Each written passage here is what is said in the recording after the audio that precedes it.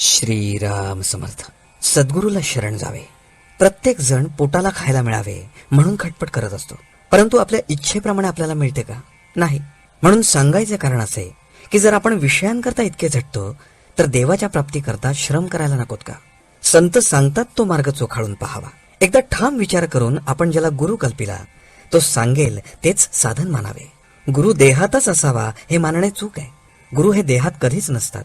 गुरु प्रत्यक्ष देवच आहे अशी भावना ठेवून वागले पाहिजे. अशी भावना ठेवून वागले म्हणजे गुरु कसाही असला तरी तिथे प्रत्यक्ष देवाला येणे भाग पडते. गुरु सांगेल तसे आपण नेहमी साधन करीत असावे. तसे साधन करीत राहिले म्हणजे आपल्याला देवाची प्राप्ती होते. गुरु नामाशिवाय दुसरे काय सांगणार?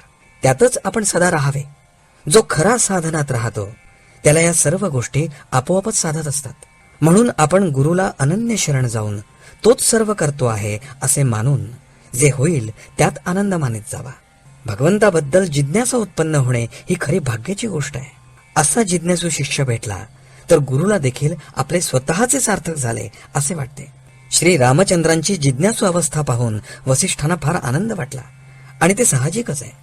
संतांनी एकच देव, एकच साधन आणि एकच गुरु मानला. त्याचप्रमाणे आपण एका नामात राहण्याचा प्रयत्न करावा. मुलगा हसत खेळत असताना बाप त्याला घेतो, पण रडू लागला की खाली ठेवतो. याच्या उलट मुलगा रडत असला तर आई त्याला घेते. हाच देवामध्ये आणि संतांमध्ये फरक आहे. बर्फामधले पाणी काढले तर काहीच उरत नाही. त्याप्रमाणे संतांमधले भगवंताचे प्रेम जर काढून टाकले तर त्यांच्यामध्ये मग काही उरतच नाही. साधन करण्याचे कष्ट न होता वस्तू साध्य करून घेण्याचा मार्ग म्हणजे सत्संगती हा होय. आपल्या मनावर संगतीचा फार परिणाम होतो. नुसता हेतू काम करत नसून संगत काम करत असते. संगत दोन प्रकारची आहे, घातक आणि उत्तम. विषयी माणसाची संगत ही घातक होय आणि सत्संगत ही उत्तम होय. सत्संगतीमध्ये असताना आपल्या ठिकाणी दोष आहे असे ज्याला कळेल तो लवकर सुधारेल. आपण ज्या सत्पुरुषाकडे जातो त्याने सांगितलेले मनापासून आचरणामध्ये आणण्याचा प्रयत्न केला तरच त्याच्याशी खरी संगत केली असे म्हणावे.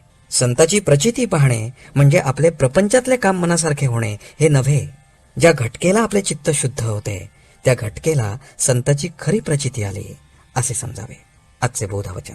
संतांना ओळखण्यासाठी अनुसंधानाशिवाय दुसरे साधन नाही. जानकी जीवन स्मरण. जय जय राम.